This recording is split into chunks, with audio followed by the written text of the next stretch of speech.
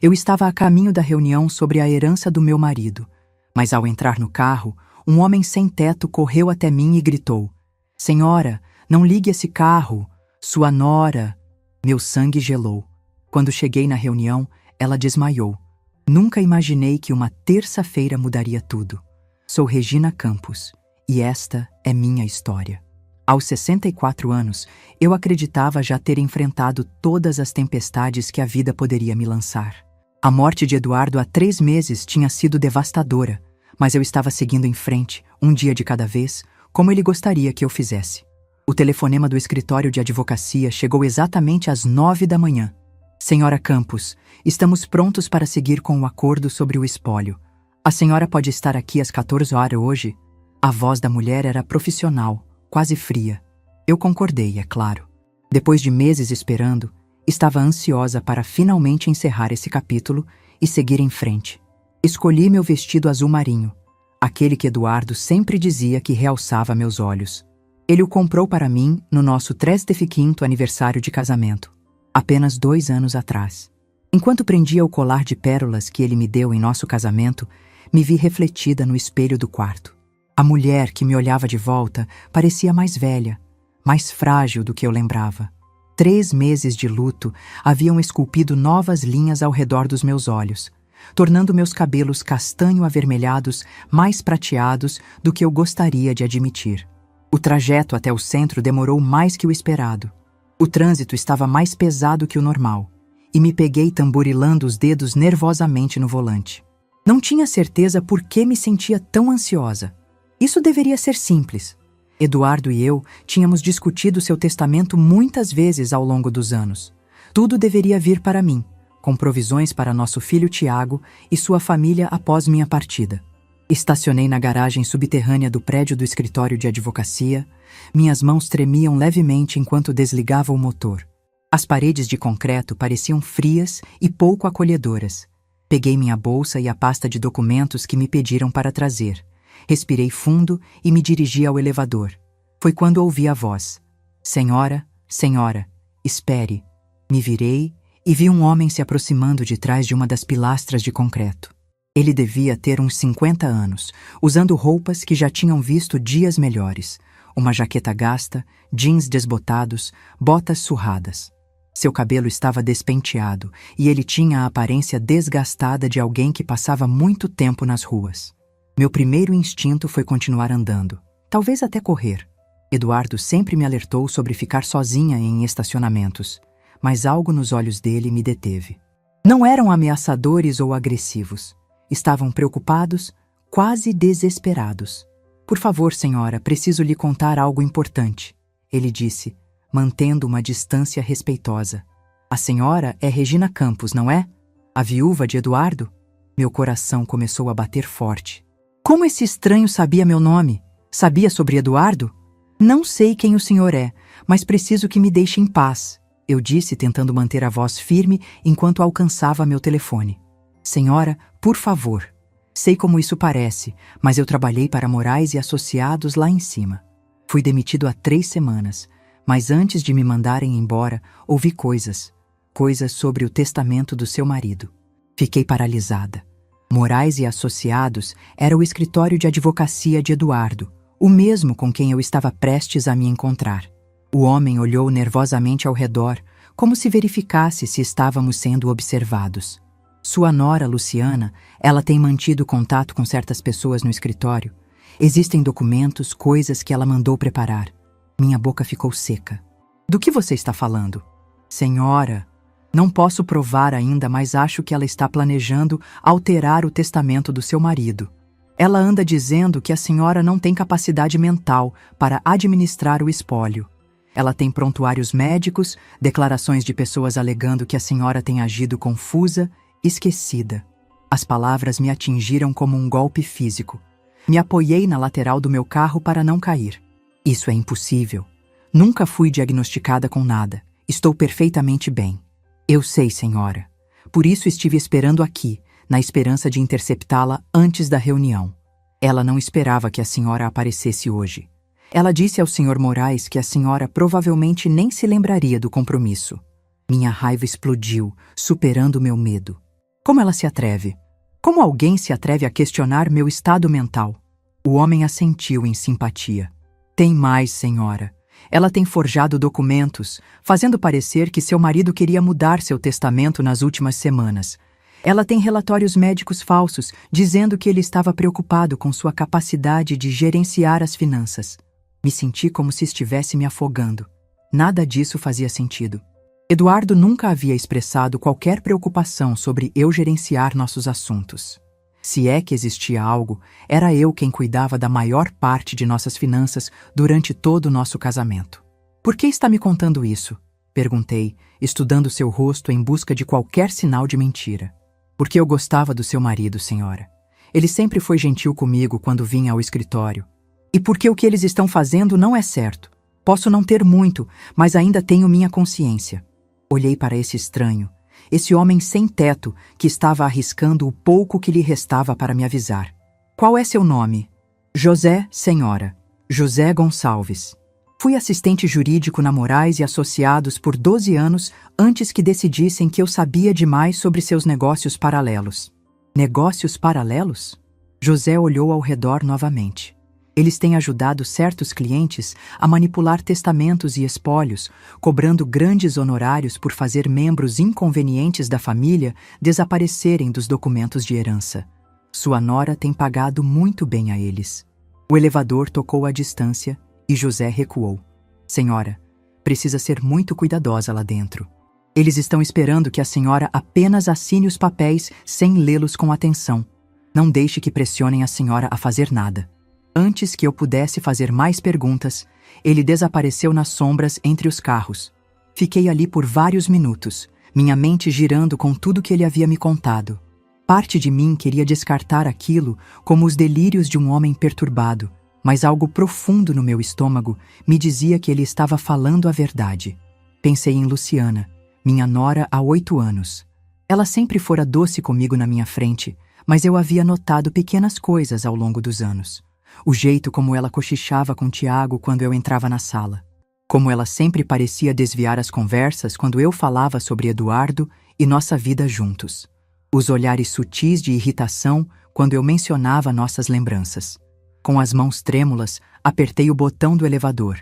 Quando as portas se fecharam, vislumbrei José me observando de trás de uma pilastra, sua expressão cheia de preocupação.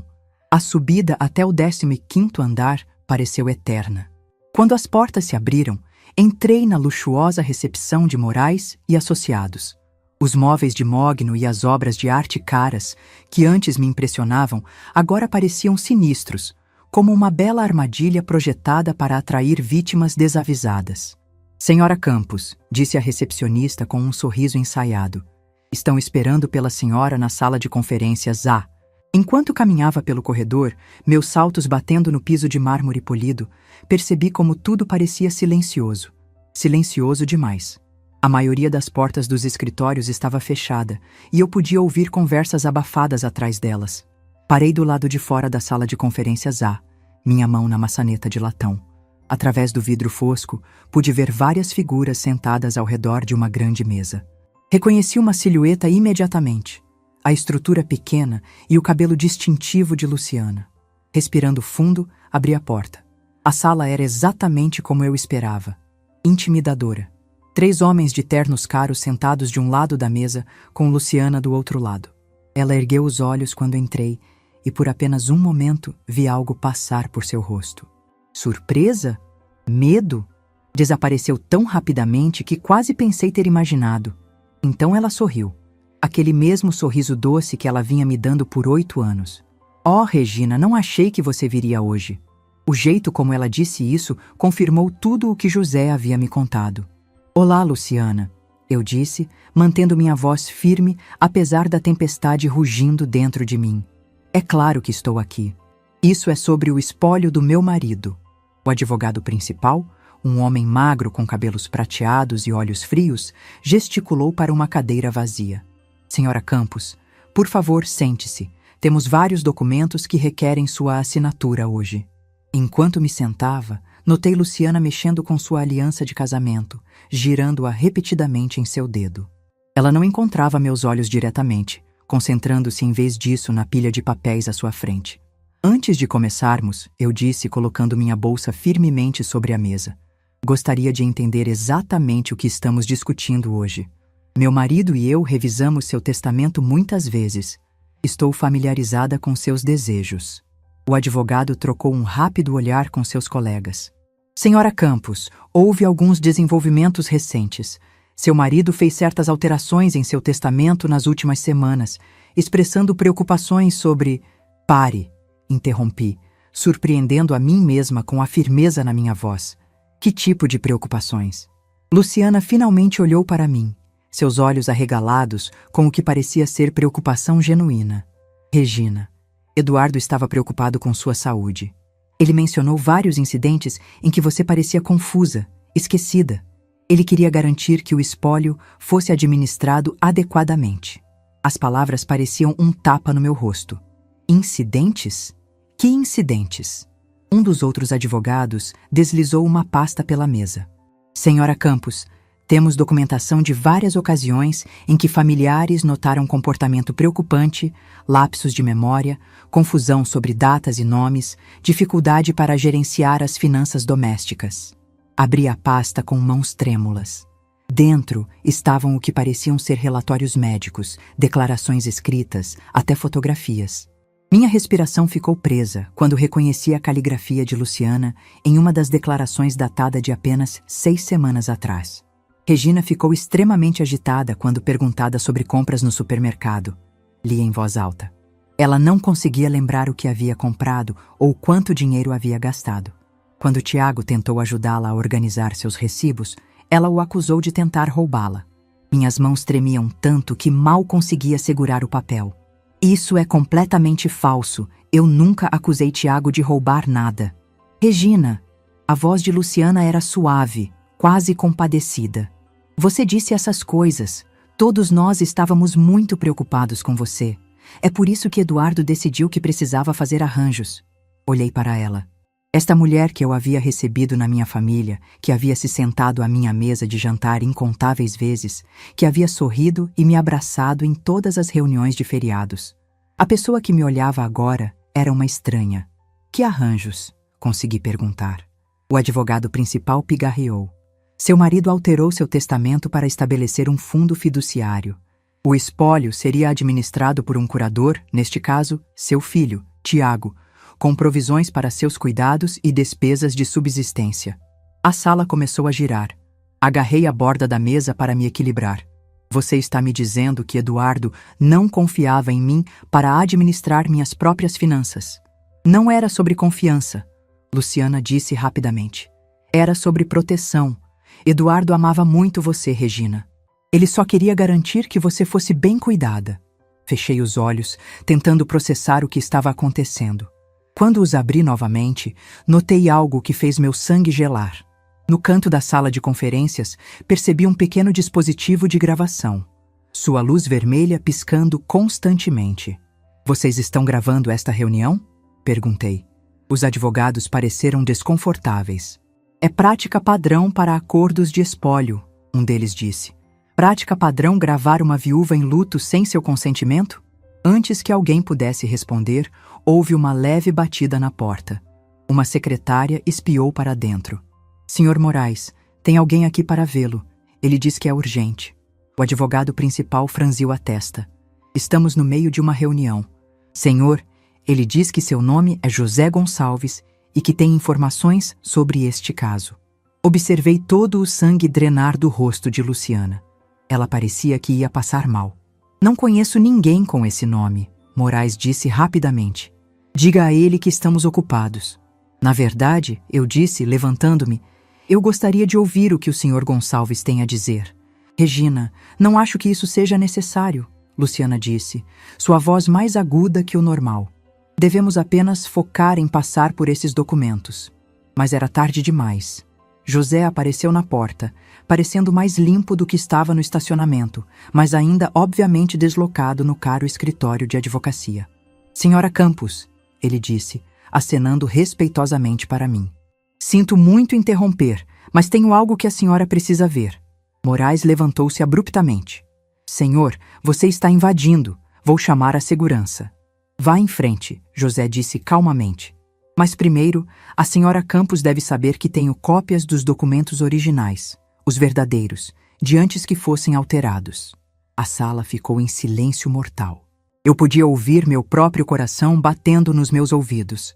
José alcançou uma pasta Messenger gasta e puxou uma pasta de Manila. Fiz cópias antes que me demitissem. O testamento original do seu marido datado de 6 meses atrás. E os relatórios médicos reais do médico dele, não os falsos que eles criaram. Luciana, de repente, se levantou, cambaleando levemente. Eu não me sinto bem, ela murmurou. Sente-se, Luciana, eu disse. Minha voz mais dura do que jamais havia sido. Você vai querer ouvir isso. José abriu a pasta e retirou vários documentos. Senhora Campos, seu marido nunca alterou seu testamento. Essas pessoas, ele gesticulou para os advogados, têm trabalhado com sua nora para criar documentos falsos. Eles forjaram a assinatura do seu marido e fabricaram relatórios médicos para fazer parecer que ele questionava sua capacidade mental. Isso é absurdo, Moraes protestou. Este homem está claramente perturbado. Temos testemunhas das preocupações do Sr. Campos sobre a condição de sua esposa. Você quer dizer as testemunhas que seu escritório pagou? José perguntou calmamente. Tenho os recibos desses pagamentos também. Luciana fez um pequeno gemido e, de repente, caiu de volta em sua cadeira, seu rosto branco como papel. Por um momento, pensei que ela havia desmaiado, mas seus olhos ainda estavam abertos, movendo-se freneticamente pela sala como um animal encurralado. Por quê? Perguntei a ela, minha voz pouco mais que um sussurro. Por que você faria isso comigo? A boca de Luciana abriu e fechou várias vezes antes que qualquer palavra saísse. Nós, Tiago e eu temos dívidas, Regina. A casa, o negócio dele, tudo está hipotecado ao limite. Vocês precisavam roubar de mim, completei por ela. José colocou o testamento original na minha frente. Senhora Campos, este é o testamento real do seu marido. Assinado e testemunhado adequadamente. Tudo o que ele possuía vai para a senhora, exatamente como a senhora acreditava. Olhei para a assinatura familiar de Eduardo, aquela que eu o tinha visto escrever milhares de vezes durante nossos 42 anos de casamento. Vê-la ali, real e inalterada, trouxe lágrimas aos meus olhos. Há quanto tempo você está planejando isso? Perguntei a Luciana. Ela estava chorando agora, rímel escorrendo por suas bochechas. Não era para machucar você. Íamos garantir que você estivesse confortável. O fundo fiduciário teria fornecido tudo o que você precisasse. Enquanto vocês controlassem cada centavo, eu disse. Moraes estava freneticamente embaralhando papéis, provavelmente tentando esconder evidências. Senhora Campos, acho que houve um mal-entendido. Talvez devêssemos reagendar esta reunião. Não, eu disse com firmeza. Vamos terminar isso agora mesmo.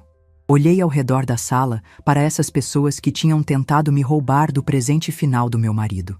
Não apenas seu dinheiro, mas sua confiança. A mulher que havia sorrido para mim enquanto tramava pelas minhas costas. Os advogados que estavam dispostos a falsificar documentos pelo preço certo. Mas também olhei para José, este homem que não tinha nada a ganhar e tudo a perder ao falar por mim. Um homem que havia arriscado a pouca estabilidade que lhe restava para garantir que eu soubesse a verdade. O que acontece agora? Perguntei a ele. José olhou para os advogados com nojo. Agora chamamos a polícia.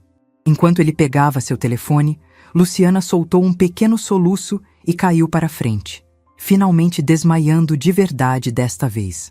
Mas eu não sentia simpatia por ela. A mulher que acabara de desmaiar não era a nora que eu pensava conhecer. Era uma estranha que estivera usando o rosto de minha nora por 8 anos, e eu estava prestes a descobrir quão profunda era sua traição. A polícia chegou em 20 minutos, mas esses 20 minutos pareceram horas. Luciana havia recuperado a consciência e estava sentada cabisbaixa em sua cadeira, não se dando mais ao trabalho de manter sua fachada inocente. A mulher doce que eu conhecia há 8 anos havia desaparecido completamente, substituída por uma estranha cujos olhos evitavam os meus. Os advogados permaneciam em silêncio tenso, claramente calculando suas opções legais e as possíveis consequências. A detetive Sarah Chen era uma mulher por volta da minha idade, com olhos gentis mas afiados que pareciam absorver tudo de uma só vez. Ela escutou pacientemente enquanto José explicava o que sabia, examinando os documentos que ele havia trazido com calma profissional. Senhora Campos, ela disse após analisar tudo, vou precisar que a senhora me conte sobre seu relacionamento com sua nora. Comece do início. Me vi pensando em 8 anos atrás, quando Tiago trouxe Luciana para nos conhecer. Ela tinha 25 anos na época, trabalhava como auxiliar de dentista e parecia doce e genuinamente apaixonada pelo meu filho. Eduardo e eu a recebemos de braços abertos. Ela era perfeita, contei a detetive Chen. Perfeita demais, percebo agora. Sempre dizia exatamente o que queríamos ouvir. Sempre concordava com tudo que Eduardo e eu dizíamos. Pensei que estivesse apenas tentando se encaixar. Enquanto eu falava, memórias começaram a se reorganizar na minha mente como peças de um quebra-cabeça, formando uma imagem mais clara. Coisas que pareciam inocentes na época agora assumiam um significado mais sombrio. Cerca de 3 anos atrás, ela começou a fazer pequenos comentários. Continuei. Nada óbvio, apenas pequenas sugestões de que eu talvez estivesse ficando esquecida. Ela perguntava se eu me lembrava de conversas que supostamente tivemos, eventos que tenho certeza que nunca aconteceram. Luciana ergueu o olhar para mim, seus olhos vermelhos e inchados. Regina, eu estava genuinamente preocupada. Não, interrompi, me surpreendendo com a firmeza na minha voz. Você estava plantando sementes, me fazendo questionar minha própria memória. A detetive Chen se virou para José. Senhor Gonçalves, pode me contar mais sobre o que testemunhou no escritório de advocacia? José puxou um pequeno caderno, suas mãos notavelmente firmes considerando sua situação. Cerca de 6 meses atrás, a senhora Luciana Campos começou a vir ao escritório regularmente. No início, o Sr. Moraes nos disse que ela estava apenas perguntando sobre planejamento sucessório para a família do marido. Mas depois as reuniões se tornaram mais secretas. Ele folheou seu caderno. Comecei a prestar atenção porque algo parecia errado. Ela trazia documentos que dizia serem de médicos, declarações de familiares, amigos, até fotografias que supostamente mostravam a senhora Campos em estados confusos.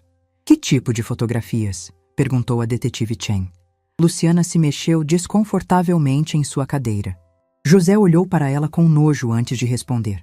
Fotos da senhora Campos no supermercado, no banco, em reuniões familiares, mas tiradas de longe, e as legendas eram mentiras. Uma foto mostrava a senhora Campos em um caixa, e a declaração de Luciana dizia que ela estava confusa sobre o dinheiro e incapaz de completar sua compra. Mas eu podia ver na foto que a senhora Campos estava simplesmente conversando com o caixa enquanto suas compras estavam sendo embaladas. Minhas mãos se fecharam em punhos. A violação parecia quase física. Você estava me seguindo, tirando fotos minhas? A voz de Luciana era pouco mais que um sussurro. Eu precisava de documentação. O advogado disse que precisavam de evidências. Evidências do quê? De mim vivendo minha vida normal? A detetive Chen fazia anotações enquanto falava. Senhora Campos, a senhora estava ciente de quaisquer dificuldades financeiras que seu filho e nora pudessem estar enfrentando? Balancei a cabeça. Tiago sempre pareceu estar bem. Ele tem seu próprio negócio de consultoria. Eles vivem em uma bela casa em Jardim América. Fazem férias caras todos os anos. Tudo financiado por dívidas, Luciana disse subitamente, sua voz amarga. A casa tem 2 hipotecas. O negócio mal está equilibrando as contas. As férias foram no cartão de crédito. Nós devemos mais de 300 mil reais. O número me atingiu como um soco no estômago. 300 mil? Como isso é possível? O negócio de Tiago começou a falhar há 2 anos. Luciana continuou, lágrimas escorrendo pelo rosto novamente. Ele estava orgulhoso demais para contar a você e Eduardo. Ele continuou pegando dinheiro emprestado, pensando que poderia dar a volta por cima. Quando Eduardo adoeceu, percebemos que a herança poderia ser nossa única saída. Olhei para ela, tentando processar essa informação. Meu filho, lutando financeiramente por 2 anos, e não tinha dito uma palavra para nós. Eduardo teria ajudado imediatamente se soubesse. Então, Em vez de pedir ajuda, você decidiu roubar de mim, eu disse. Não era roubo, Luciana protestou fracamente. Você seria cuidada. O fundo fiduciário cobriria todas as suas despesas. José bufou. Um fundo que pagaria à senhora 40.000 calares por ano, enquanto o resto do espólio seria usado para cobrir as dívidas deles. Vi os cálculos, senhora Campos. Eles planejavam usar o dinheiro do seu marido para pagar seus cartões de crédito e hipotecas, mantendo a senhora com o que seria praticamente uma mesada. A traição cortava mais fundo do que eu poderia ter imaginado. Isso não era apenas sobre dinheiro. Era sobre meu filho e sua esposa planejando sistematicamente controlar todos os aspectos da minha vida. Tiago sabe disso? Perguntei a Luciana. Ele faz parte disso? Ela hesitou. E essa hesitação me disse tudo o que eu precisava saber. Ele sabe sobre as dívidas, ela disse finalmente. E sabe que estávamos esperando que a herança resolvesse nossos problemas. Mas não sabe sobre os documentos falsos ou as mentiras sobre seu estado mental. Ele acha que Eduardo realmente mudou o testamento porque estava preocupado com você. A detetive Chen levantou os olhos de suas anotações. Então, seu marido acredita que seu pai genuinamente pensava que sua mãe estava se tornando incompetente? Luciana assentiu miseravelmente. Eu tenho contado histórias para ele há meses, pequenos incidentes que supostamente aconteceram quando ele não estava por perto. Fiz com que ele acreditasse que Eduardo estava preocupado com sua memória, suas habilidades de tomada de decisão. A sala parecia estar girando. Não apenas Luciana estava mentindo para mim, ela estava envenenando meu relacionamento com meu próprio filho, fazendo-o acreditar que seu pai havia perdido a fé em mim. Que incidentes? Exigi. Luciana parecia querer desaparecer em sua cadeira. Eu disse a ele que você esqueceu de desligar o fogão e quase começou um incêndio. Que você se perdeu dirigindo até o supermercado. Que você acusou o carteiro de roubar de você. Que você escondia dinheiro pela casa e depois esquecia onde colocou. Cada mentira parecia um golpe físico. Nada disso aconteceu. Eu sei, ela sussurrou. A detetive Chen fechou seu caderno. Senhora Campos, vou precisar que a senhora venha à delegacia para dar um depoimento formal. E vou precisar de cópias de todos esses documentos. Ela olhou para os advogados que estiveram sentados em silêncio durante toda a conversa. Senhores, também estaremos investigando o envolvimento de vocês nesse assunto. Morrison finalmente falou. Detetive, estávamos agindo com base em informações fornecidas por nossa cliente. Se essas informações foram falsificadas, somos tão vítimas quanto a senhora Campos. José riu amargamente. Vítimas? Vocês cobraram 50.000 Halleys para forjar documentos e fabricar evidências. Tenho cópias das faturas de vocês. O rosto do advogado principal ficou branco. Isso não é... Nós não... Guarde isso, a detetive Chen disse. Vocês podem explicar tudo na delegacia. Enquanto a polícia começava a coletar evidências e tomar depoimentos, me peguei olhando para Luciana mais uma vez.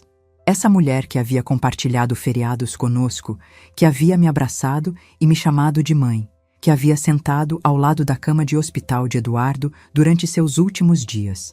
Algo disso foi real? Perguntei a ela. Os últimos 8 anos, os jantares em família, as conversas que tivemos, algo disso foi real? Luciana olhou para mim com lágrimas genuínas nos olhos. No início, sim. Quando conheci Tiago, quando nos casamos, eu realmente me importava com você e Eduardo. Mas quando os problemas de dinheiro começaram a piorar, quando percebemos quanto o espólio valia, ela não terminou a frase, mas não precisava. Eu entendi. Em algum momento ao longo do caminho, seu amor pelo meu filho havia se transformado em algo mais sombrio. O desespero a transformou da mulher que genuinamente se importava com nossa família em alguém disposto a me destruir para se salvar. Enquanto a detetive Chen se preparava para levar todos embora, percebi algo que me gelou até os ossos. Se José não tivesse me alertado, se ele não tivesse arriscado tudo para me contar a verdade, eu teria entrado nesta reunião completamente despreparada. Eu teria assinado aqueles papéis, acreditando que meu amado Eduardo havia perdido a fé em mim em suas últimas semanas. Eu teria passado o resto da minha vida pensando que meu marido havia morrido, acreditando que eu era incompetente. Enquanto seu dinheiro era usado para pagar pelas próprias mentiras que o convenceram de que não se podia confiar em mim, o pensamento era tão horroroso que tive que me sentar novamente, minhas pernas de repente fracas demais para me sustentar. Mas então, olhei para José, este improvável anjo da guarda que me salvou de um destino pior que perder minha herança. Ele havia me devolvido algo infinitamente mais precioso, a verdade sobre a fé de Eduardo em mim. Agora eu tinha que decidir o que fazer com essa verdade. Depois que todos saíram escoltados pela polícia, fiquei sozinha na sala de conferências por um momento. O silêncio era ensurdecedor. A realidade do que acabara de acontecer começou a afundar. Minha própria nora, com a possível cumplicidade do meu filho, tinha tentado me declarar mentalmente incompetente. Eles estavam dispostos a destruir minha dignidade, minha independência, minha própria percepção de mim mesma, tudo por dinheiro. Peguei o testamento original que José havia trazido. A assinatura de Eduardo parecia sorrir para mim da página. Passei os dedos sobre ela, lembrando do homem que a fez. Eduardo sempre dizia que a força de nosso casamento era a confiança. Sem confiança não há amor verdadeiro, Regina, ele costumava dizer. E ele havia confiado em mim até o fim. Uma estranha calma me envolveu. A traição doía, profundamente. Mas havia algo libertador em finalmente ver a verdade. As pessoas mostram quem realmente são em momentos de crise. Luciana e os advogados haviam mostrado sua verdadeira natureza. E José, este estranho que eu havia acabado de conhecer, também havia revelado seu caráter. Quando saí do escritório, José estava esperando no corredor. Ele parecia hesitante, inseguro se sua presença ainda era bem-vinda, agora que a tempestade havia passado. Senhora Campos, ele disse, a senhora está bem? Olhei para ele, este homem que arriscou o pouco que tinha para defender uma estranha. Não, respondi honestamente. Não estou bem, mas vou ficar. Ele assentiu, compreendendo. Por que você se importou? Perguntei. Por que arriscar tudo para me ajudar? José olhou para as próprias mãos antes de responder. Minha mãe morreu aos 68 anos. Ela sofria de Alzheimer e vi como as pessoas a tratavam quando ela começou a esquecer, como se de repente ela fosse menos humana. Quando vi o que estavam planejando fazer com a senhora, usar a mesma tática para tirar proveito de uma pessoa saudável, não consegui ficar calado. Sua honestidade me tocou profundamente. Estendi minha mão e apertei seu braço. Obrigada, José. Não tenho palavras para expressar minha gratidão. A senhora não precisa me agradecer. Só queria fazer a coisa certa. Enquanto caminhávamos juntos para o elevador, percebi que esta não era o fim da história, mas o começo de algo novo. Havia ainda muito a resolver. Confrontar Tiago, lidar com as consequências legais do esquema de Luciana e descobrir como seguir em frente. A verdade, por mais dolorosa que fosse, era preferível a viver em uma mentira cuidadosamente construída. O elevador desceu silenciosamente para o térreo. Quando as portas se abriram, José perguntou: para onde a senhora vai agora? Uma boa pergunta. Eu tinha um apartamento, tinha minha independência, tinha a verdade. E agora, tinha uma escolha a fazer sobre o tipo de pessoa que eu queria ser diante dessa traição. Vou para casa, respondi. E depois vou decidir que tipo de mãe, sogra e pessoa quero ser daqui para frente. Ao sairmos do prédio para a luz do sol da tarde, senti um peso sendo erguido dos meus ombros. Qualquer que fosse o caminho à frente, eu o enfrentaria com dignidade e força. As qualidades que Eduardo sempre admirou em mim e que ninguém poderia tirar, não importa o quanto tentassem. 3 dias depois da delegacia, eu estava sentada na minha cozinha, olhando fixamente para meu telefone. Tiago havia ligado 17 vezes desde que a detetive Chen o contatou. 17 ligações que eu não atendi porque não estava pronta para ouvir sua voz. Não estava pronta para saber o quanto do veneno de sua esposa ele havia absorvido. José apareceu 2 vezes, trazendo cópias de documentos e verificando se eu estava bem. Este homem que vivia em situação de rua se importava mais com meu bem-estar do que minha própria nora. A ironia não me escapava. A campainha tocou exatamente às 14 horas, como eu esperava. Pelo olho mágico, vi Tiago parado na minha porta, seu rosto abatido e seu cabelo geralmente impecável desalinhado. Ao seu lado estava Luciana, parecendo menor e mais frágil do que eu jamais a tinha visto. Abri a porta, mas não os convidei a entrar. Mãe, disse Tiago, sua voz quebrando na única palavra. Precisamos conversar. Estudei o rosto do meu filho, procurando sinais do homem que eu havia criado. Ele parecia exausto, mais velho que seus 33 anos. Círculos escuros sombreavam seus olhos, e suas roupas pareciam que ele tinha dormido nelas. Precisamos? Perguntei, mantendo minha voz neutra. Por favor, mãe, deixe-nos entrar. Deixe-nos explicar, ele implorou. Dei um passo para o lado, mas apenas porque eu precisava ouvir o que ele tinha a dizer. Precisava saber quanto ele sabia, quanto ele havia participado do esquema de sua esposa. Eles se sentaram no sofá que Eduardo e eu havíamos escolhido juntos, 15 anos atrás. O mesmo sofá onde havíamos recebido Luciana em nossa família quando Tiago a trouxe para casa pela primeira vez. O mesmo sofá onde compartilhamos incontáveis momentos familiares que agora pareciam manchados por mentiras.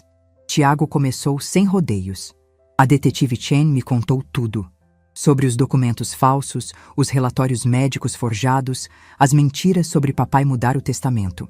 Permaneci de pé, meus braços cruzados. E eu não tinha ideia, mãe, juro por tudo que é mais sagrado. Não tinha ideia de que Luciana estava fazendo nada disso.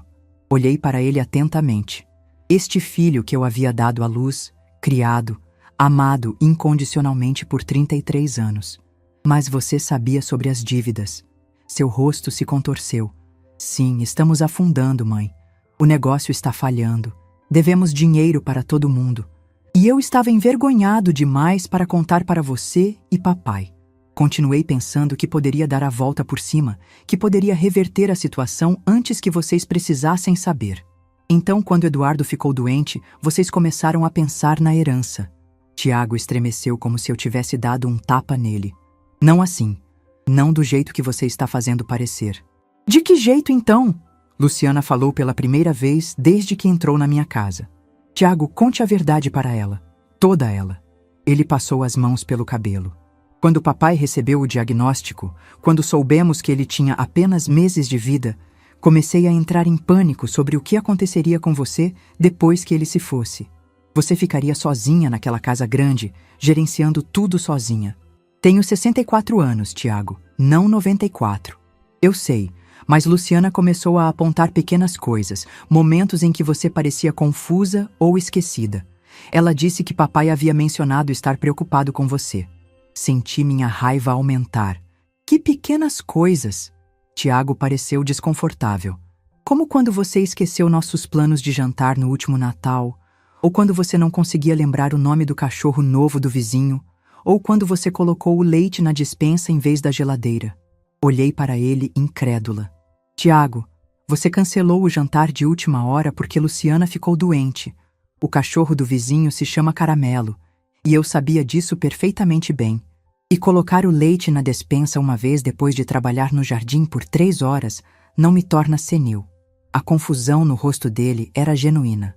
Ele olhou de mim para Luciana e de volta para mim. Mas Luciana disse... Luciana mentiu, eu disse categoricamente. Sobretudo, Luciana estava chorando novamente. Lágrimas silenciosas escorrendo pelo rosto. Eu distorci as coisas. Ela sussurrou. Peguei momentos normais do dia a dia e os fiz parecer sintomas de demência. Fiz você ver problemas que não existiam. Tiago parecia alguém que tivesse acabado de perder o chão sob os pés. Por que você faria isso? Porque eu estava desesperada, disse Luciana. Porque estávamos perdendo tudo. E pensei que, se você acreditasse que sua mãe precisava de ajuda para administrar o espólio, talvez você estivesse mais disposto a deixar a gente cuidar das coisas por ela. Cuidar das coisas? Eu repeti. Você quer dizer roubar de mim? Não. Luciana protestou fracamente. Teríamos cuidado de você. Teriam me mantido sob seu controle, eu disse. 40. 000 por ano enquanto vocês usavam o dinheiro de Eduardo para pagar seus cartões de crédito e hipotecas. A cabeça de Tiago se ergueu rapidamente. Do que você está falando? Pergunte à sua esposa sobre o fundo fiduciário que ela pediu aos advogados para preparar. Pergunte a ela quanto do espólio seria usado para pagar suas dívidas enquanto eu vivia com uma mesada. Observei enquanto o entendimento surgia no rosto de Tiago. O horror. A percepção de quão completamente ele havia sido manipulado por sua própria esposa. Luciana, ele disse, sua voz mal audível. Diga que ela está errada. Luciana não conseguia encontrar os olhos dele. O advogado disse que era a melhor maneira de proteger os interesses de todos. Os interesses de todos. Tiago explodiu, levantando-se do sofá. Você estava planejando roubar a herança da minha mãe. Estávamos afundando, Luciana gritou de volta, sua compostura finalmente quebrando completamente. Seu negócio estava falhando. Devíamos dinheiro para todo mundo e você era orgulhoso demais para pedir ajuda. Eu estava tentando nos salvar destruindo minha mãe. A dor crua na voz de Tiago cortou através da minha raiva. Eu podia vê-lo percebendo não apenas o que Luciana havia feito, mas como ela havia usado seu amor por mim contra nós dois. Como ela o havia tornado cúmplice em duvidar de sua própria mãe enquanto acreditava que estava me protegendo. Tiago, eu disse suavemente. Sente-se. Ele afundou de volta no sofá, parecendo um homem que acabara de descobrir que toda sua vida era construída sobre mentiras. Quero que vocês entendam uma coisa, continuei. Seu pai nunca duvidou de mim. Nem uma vez, nem nunca. O testamento dele nunca foi alterado. Ele nunca questionou minha capacidade de administrar nossos assuntos. O homem que você conhecia, o pai que o criou, aquele homem confiava em mim completamente até o dia em que morreu. Tiago se desfez então, soluçando como fazia quando era menino. Sinto muito, mãe. Sinto muito. Acreditei nela. Deveria ter conhecido você melhor. Deveria mesmo, concordei. Mas ela era muito boa no que fazia. Olhei para Luciana, que estava encarando suas mãos em seu colo. Há quanto tempo você vem planejando isso? Quando decidiu que eu era o inimigo? Você nunca foi o inimigo, ela disse. Mas quando as dívidas começaram a se acumular, quando percebemos que poderíamos perder tudo, comecei a ver a herança do seu marido de maneira diferente. O espólio de Eduardo vale mais de 2 milhões de reais, Regina. Esse dinheiro poderia resolver todos os nossos problemas. Esse dinheiro era o trabalho da vida de Eduardo. Dinheiro que ele economizou para que eu pudesse viver confortavelmente depois que ele se fosse. Você não precisa de 2 milhões, disse Luciana, um lampejo de seu antigo ressentimento aparecendo. Você vive simplesmente, não viaja, não gasta dinheiro em coisas caras. Esse dinheiro ficaria parado enquanto perderíamos nossa casa, nosso carro, tudo pelo que trabalhamos. E aí estava, a verdadeira Luciana. A mulher que acreditava que ela merecia mais o dinheiro de Eduardo do que eu porque ela o gastaria enquanto eu o economizaria. A mulher que havia convencido a si mesma que roubar de mim era na verdade nobre, porque eu não merecia o que meu marido havia me deixado. Tiago olhou para sua esposa como se estivesse vendo-a pela primeira vez. Luciana, como você pôde pensar assim? Como pôde acreditar que tinha algum direito à herança da mamãe? Porque ela não precisa, Luciana gritou. Porque nós precisamos. Porque você era teimoso e orgulhoso demais para pedir ajuda quando precisávamos. Então, em vez de pedir, vocês decidiram tomar, eu disse. A sala ficou em silêncio, exceto pelo som do choro de Luciana e da respiração irregular de Tiago. Finalmente, Tiago falou. Mãe, o que acontece agora? Era a mesma pergunta que eu vinha me fazendo há 3 dias. O que aconteceria agora? Minha nora havia tentado roubar minha herança através de um elaborado esquema envolvendo documentos forjados e falsos relatórios médicos. Meu filho havia sido manipulado para duvidar da competência de sua própria mãe. Os advogados que deveriam proteger os desejos de Eduardo haviam se mostrado dispostos a falsificar evidências pelo preço certo. Mas sob tudo isso, havia uma questão mais profunda. Esta família poderia ser salva? Olhei para Tiago, para o remorso e horror genuínos em seu rosto. Então olhei para Luciana, ainda desafiadora mesmo em sua derrota. Isso depende, eu disse finalmente, do que vocês dois estão dispostos a fazer para consertar isso. O silêncio na minha sala de estar se estendeu pelo que pareceu horas. Tiago sentou com a cabeça nas mãos, enquanto Luciana encarava o chão, suas lágrimas finalmente esgotadas. Permaneci de pé, esperando que um deles falasse primeiro, para me mostrar quem realmente eram, por baixo de todas as mentiras e desespero. Foi Tiago quem quebrou o silêncio. O que você quer que a gente faça, mãe? Eu havia passado 3 noites sem dormir pensando nessa pergunta. O que eu queria? Justiça? Vingança? Ou algo mais difícil de definir? A restauração de uma confiança que poderia ser impossível de reconstruir? Quero a verdade, eu disse. Toda ela. Cada mentira, cada manipulação, cada momento em que você escolheu duvidar de mim em vez de confiar em mim. Tiago levantou a cabeça, seus olhos vermelhos e inchados. Vou te contar tudo o que sei, mas mãe, eu juro para você. Pensei que estava te protegendo. Luciana me convenceu que papai estava preocupado com sua memória, que ele queria garantir que você fosse bem cuidada. Como? Eu perguntei. O que exatamente ela te contou? Tiago olhou para sua esposa, que ainda não levantaria os olhos do chão. Ela disse que papai havia mencionado isso para ela durante uma de suas consultas médicas, que ele estava preocupado em deixar você sozinha com tanta responsabilidade. Senti um arrepio percorrer minha espinha. Luciana esteve com Eduardo em suas consultas médicas. Quando? Perguntei. Às vezes, Tiago disse, quando eu não conseguia sair do trabalho, ela se oferecia para levá-lo, para ajudá-lo a acompanhar seus medicamentos e consultas. Me virei para olhar para Luciana. Você usou a doença do meu marido como uma oportunidade para manipular meu filho. Finalmente, ela olhou para mim. Eduardo nunca disse nada sobre estar preocupado com você. Mas ele estava tão fraco durante aqueles últimos meses, tão dependente de todos ao seu redor. Isso tornava fácil sugerir que talvez ele devesse estar pensando sobre o que aconteceria com você depois que ele se fosse. Sugerir para quem? Exigi. Para Tiago. Eu fazia comentários quando chegávamos em casa das consultas. Pequenas observações sobre como Eduardo estava ficando frágil, como ele estava dependendo de você para tudo. Eu fazia parecer que Eduardo estava preocupado em sobrecarregar você. A traição cortava mais fundo do que eu havia pensado possível. Esta mulher havia usado os meses finais do meu marido, quando ele estava em seu momento mais vulnerável, para plantar sementes de dúvida sobre mim na mente do nosso filho. O que mais? Perguntei, minha voz firme apesar da raiva crescendo dentro de mim. Luciana passou um lenço pelo nariz. Comecei a prestar atenção em tudo que você fazia. Cada vez que você esquecia onde colocou suas chaves, cada vez que você tinha que pedir a alguém para repetir algo, cada coisa normal que acontece com todo mundo todos os dias, eu mencionava para Tiago depois, fazendo parecer preocupante. E você acreditou nela? Eu disse para Tiago. Ela foi tão sutil sobre isso, mãe. Ela nunca disse diretamente que você estava tendo problemas. Ela apenas mencionava coisas casualmente, como se estivesse preocupada, mas não quisesse fazer alarde. Com o tempo, começou a parecer que havia um padrão.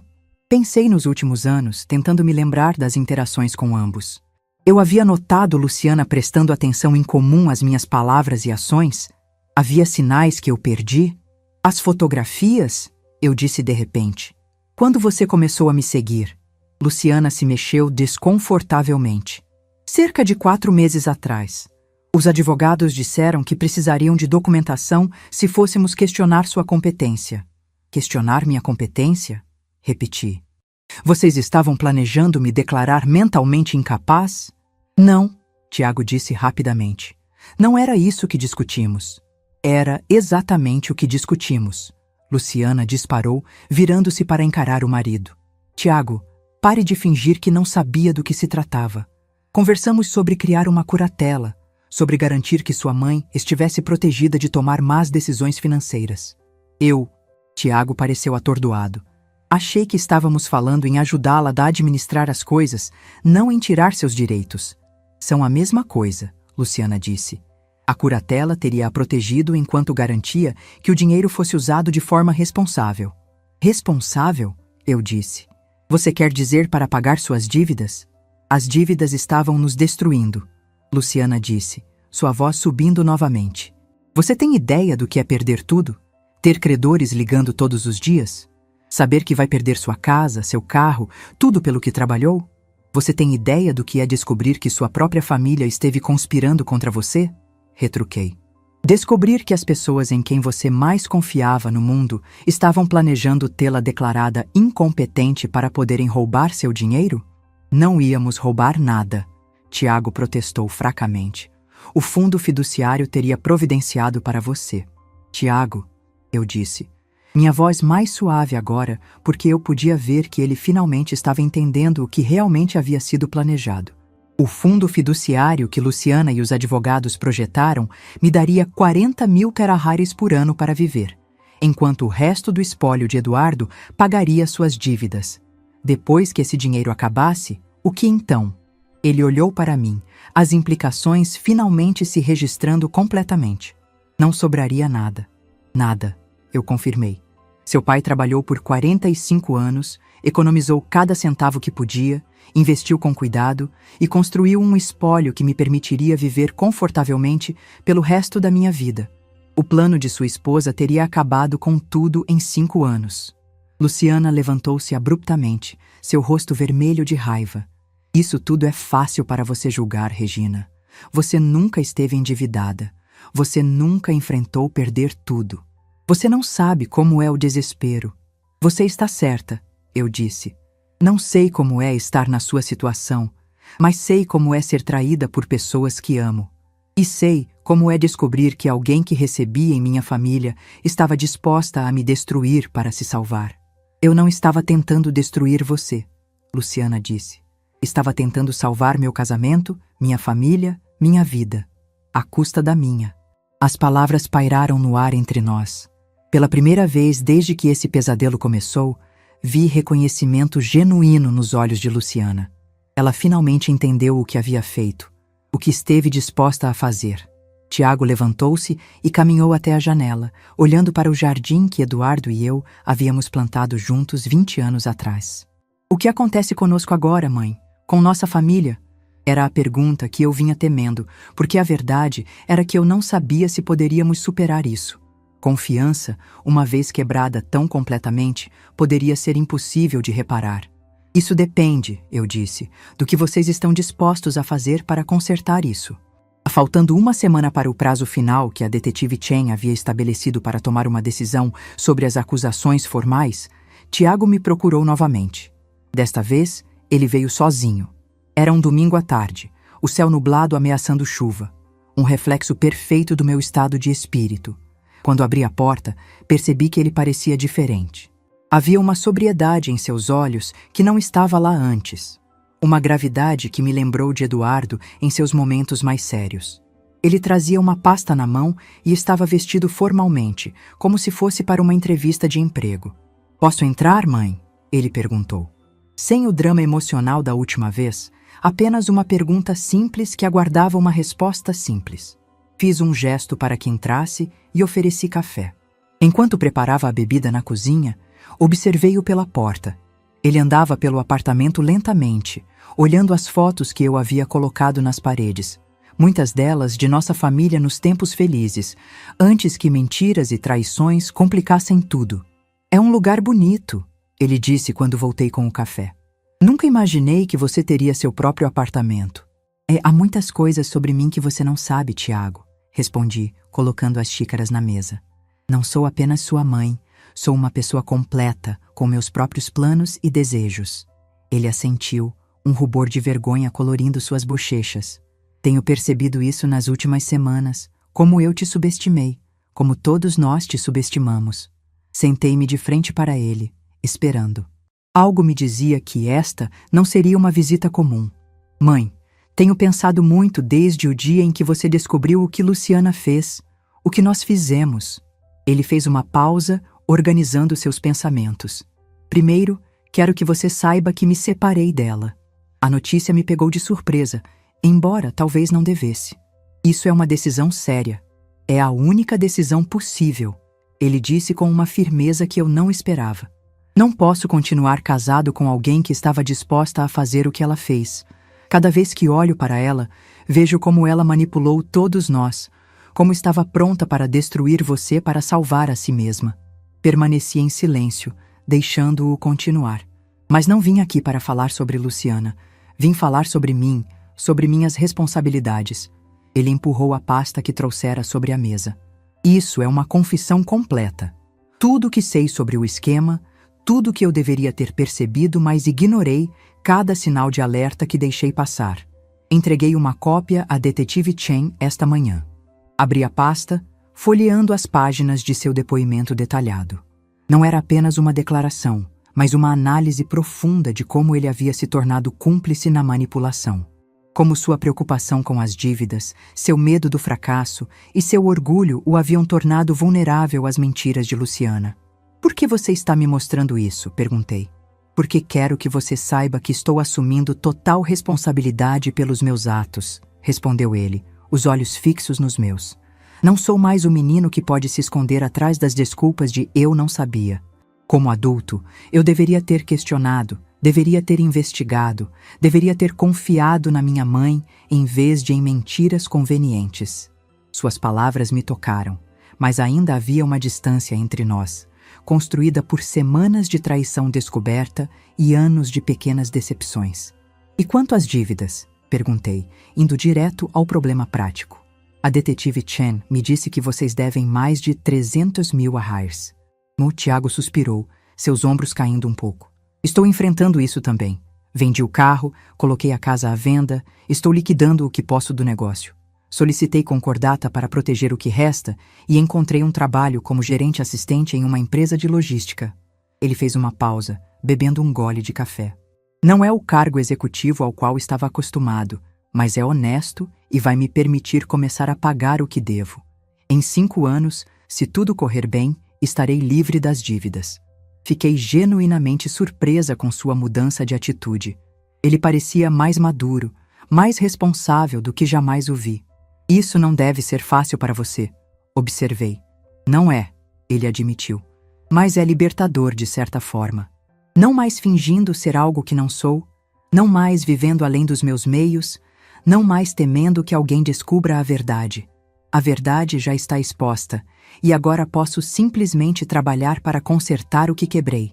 Considerei suas palavras, procurando qualquer sinal de manipulação ou dissimulação. Não encontrei nenhum. Meu filho parecia genuinamente transformado pela experiência, como se a exposição de tantas mentiras o tivesse forçado a encarar verdades que ele vinha evitando há muito tempo. "Tiago, o que você quer de mim?", perguntei diretamente. Ele me olhou nos olhos, sem hesitação. "Não estou pedindo nada, mãe. Não mereço sua ajuda financeira depois do que aconteceu. E sei que a confiança que quebrei não pode ser restaurada da noite para o dia, se é que pode ser restaurada algum dia." Ele respirou fundo antes de continuar. "Se estou aqui hoje, é apenas para que você saiba que, independentemente do que decida fazer, se optar por apresentar acusações formais contra mim, contra Luciana, contra todos nós, vou aceitar as consequências. Não vou fugir, não vou me esconder, não vou culpar ninguém além de mim mesmo." Algo em suas palavras me tocou profundamente. Não era apenas o que ele estava dizendo, mas como estava dizendo. Havia uma dignidade em sua postura que me lembrava tanto de Eduardo que quase doía. "As crianças", eu disse, pensando em meus netos de repente. Lucas com 12 anos e Sofia com 10. "Como elas estão lidando com tudo isso?" Uma sombra de dor cruzou seu rosto. "Está sendo difícil. Elas não entendem completamente o que está acontecendo. Apenas sabem que papai e mamãe não estão mais juntos, que estamos vendendo a casa, que as coisas estão mudando. Tento protegê-las do pior, mas elas são inteligentes, percebem mais do que mostramos. Elas sabem sobre meu envolvimento, sobre o que Luciana tentou fazer comigo?" Tiago balançou a cabeça. "Não nos detalhes, não. Elas só sabem que houve um desentendimento sério sobre o testamento do vovô. Luciana, ela tem dito coisas às crianças, insinuações de que você está sendo difícil, que não quer ajudar a família." Senti um aperto no peito. Mesmo agora, Luciana continuava manipulando, usando as crianças como armas. "E o que você diz a elas?" "A verdade, dentro do que podem entender na idade delas. Que vovó não fez nada de errado, que os adultos cometeram erros sérios e que estamos enfrentando as consequências." Ficamos em silêncio por um momento, cada um perdido em seus próprios pensamentos. Lá fora, a chuva finalmente começou a cair, batendo suavemente contra as janelas do apartamento. "Elas perguntam por você", ele disse finalmente. "Querem saber quando vão te ver novamente. Sofia desenhou um retrato seu na escola. Ela disse que era para te animar, porque você deve estar triste morando sozinha." Senti lágrimas se formando em meus olhos. As crianças, inocentes em toda essa confusão, percebendo apenas que sua avó havia subitamente desaparecido de suas vidas. Traga-as para me visitar, eu disse, a decisão formando-se facilmente. Não as prive de sua avó por causa dos erros dos pais. O rosto de Tiago se iluminou com esperança genuína. Você realmente as receberia? Mesmo depois de tudo? As crianças não fizeram nada de errado, respondi. Elas não deveriam ser punidas. Quanto a você e Luciana, isso é outra história. Tiago assentiu, aceitando a distinção. Entendo e agradeço. Elas ficarão tão felizes. Traga-as no próximo fim de semana, eu disse. Podemos começar devagar. E quanto a detetive Chen? Ele perguntou. Sua decisão sobre as acusações? Respirei fundo. Era a questão central, não era? O que eu faria sobre as acusações criminais pendentes? José tinha provas suficientes para incriminar todos eles. Luciana, os advogados, possivelmente até Tiago como cúmplice. A detetive Chen havia me dito que a decisão era minha. Se eu quisesse levar o caso adiante, eles seriam processados. Se eu escolhesse não fazê-lo, provavelmente o caso seria arquivado, embora os advogados ainda pudessem enfrentar acusações da Ordem dos Advogados por suas ações antiéticas. Ainda não decidi, respondi honestamente. Preciso pensar sobre isso, sobre o que seria justo, sobre o que traria paz. Qualquer que seja a sua decisão, vou respeitá-la, disse Tiago. Só espero que você saiba o quanto sinto muito por tudo isso. Por não ter sido o filho que deveria ter sido. Por ter permitido que isso acontecesse. Ele parecia tão jovem naquele momento, tão vulnerável. Por que você nunca me contou sobre os problemas financeiros? Perguntei. Eduardo e eu teríamos ajudado em um instante. Tiago olhou para suas mãos. Orgulho, principalmente. Queria provar que podia ser bem-sucedido por conta própria, que podia construir algo sem a ajuda de vocês. E depois, quando as coisas começaram a desmoronar, bem, a vergonha se tornou ainda maior. Como poderia admitir para vocês que havia falhado tão completamente? Mas tentar me declarar mentalmente incapaz, isso vai muito além do orgulho ou da vergonha, Tiago. Nunca foi essa minha intenção, ele disse, a angústia evidente em sua voz. Quando Luciana começou a falar sobre proteger seus interesses, eu realmente acreditei que estávamos fazendo o melhor para você. Ela distorceu tudo tão habilmente, transformando nossa ganância em preocupação, nossa manipulação em proteção. Ele fez uma pausa, visivelmente lutando com suas emoções. Mas isso não me absolve. Eu deveria ter visto através das mentiras. Deveria ter questionado por que precisávamos de tantos documentos falsos se nossas intenções eram puras. Deveria ter percebido que algo estava profundamente errado quando ela começou a tirar fotos suas sem seu conhecimento. Sua honestidade era refrescante, mas ainda havia um longo caminho a percorrer para a reconstrução de nossa relação. Quando ele se preparava para sair, pegou algo do bolso. Era uma foto antiga, amarelada pelo tempo. Nela, Eduardo segurava um Tiago de 5 anos nos ombros, ambos sorrindo amplamente para a câmera. Eu estava ao lado deles, uma mão no braço de Eduardo, olhando para os dois com óbvio amor. Encontrei isso enquanto arrumava minhas coisas para mudar, Tiago disse, entregando-me a foto. Pensei que você poderia querer ter. Peguei a fotografia, sentindo a textura do papel antigo sob meus dedos. Éramos tão jovens, tão felizes, tão inocentes quanto ao futuro que nos aguardava. Obrigada, eu disse, realmente grata por este pequeno pedaço do passado. Depois que Tiago saiu, fiquei olhando para a foto por muito tempo.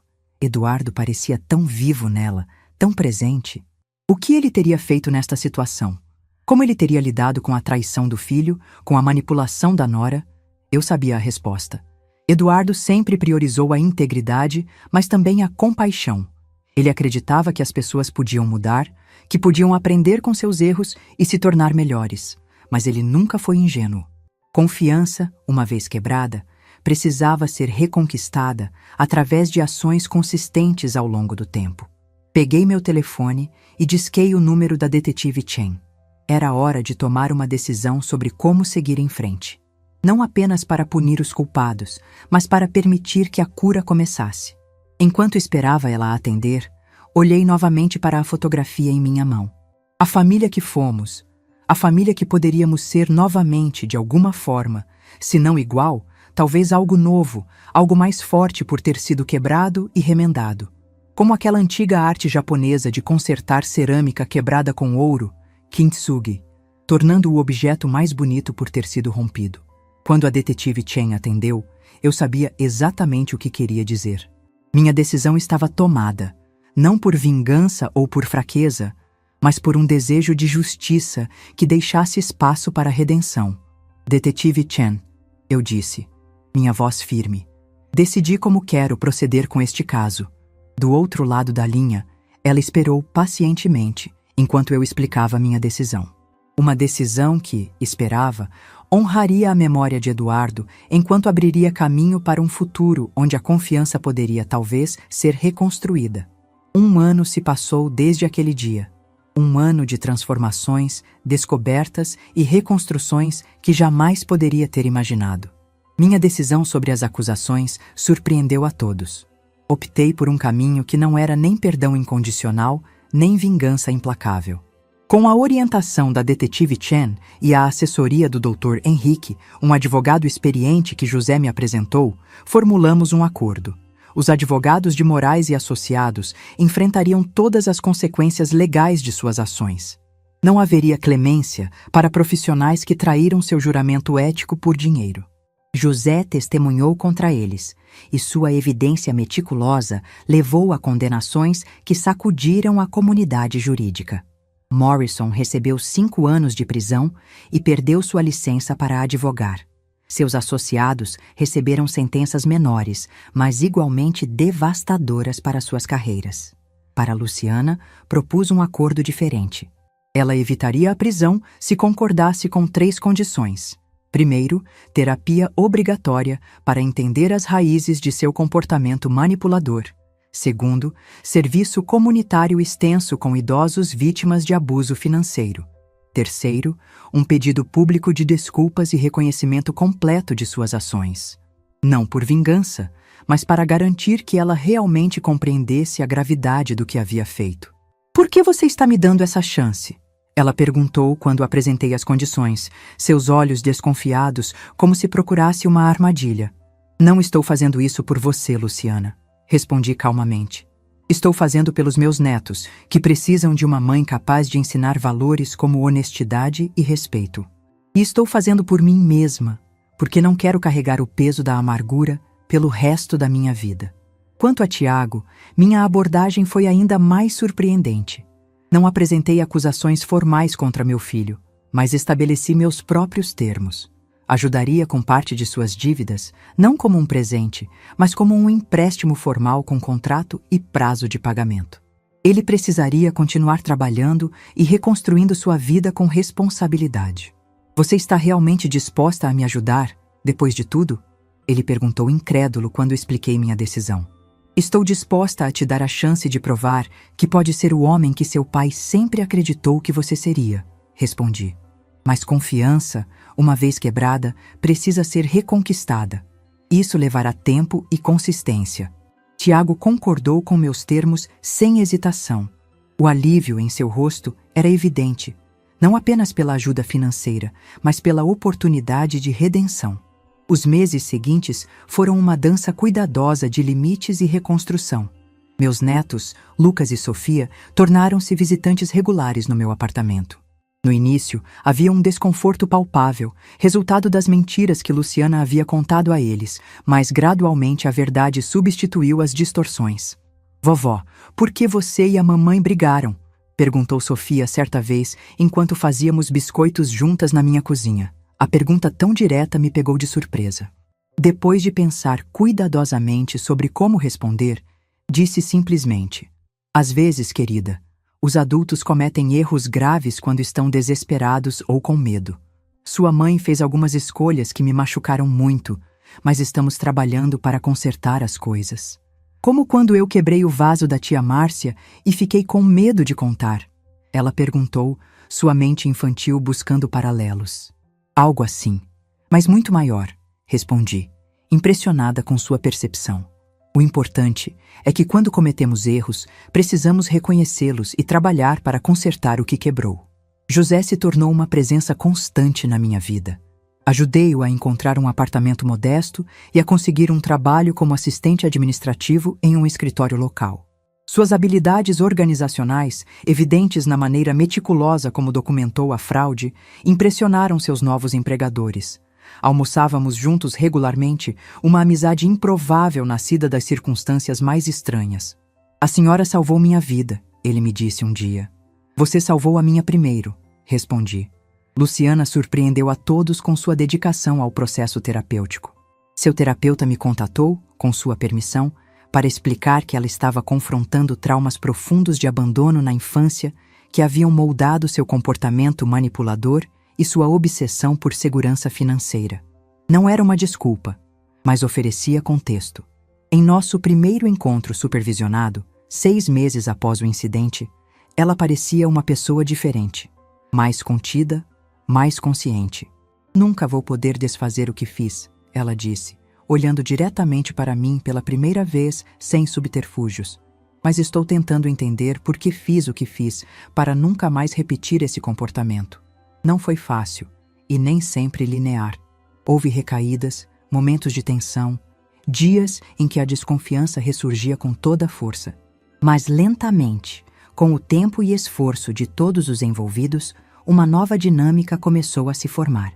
Tiago manteve sua promessa, trabalhando diligentemente e fazendo pagamentos regulares do empréstimo.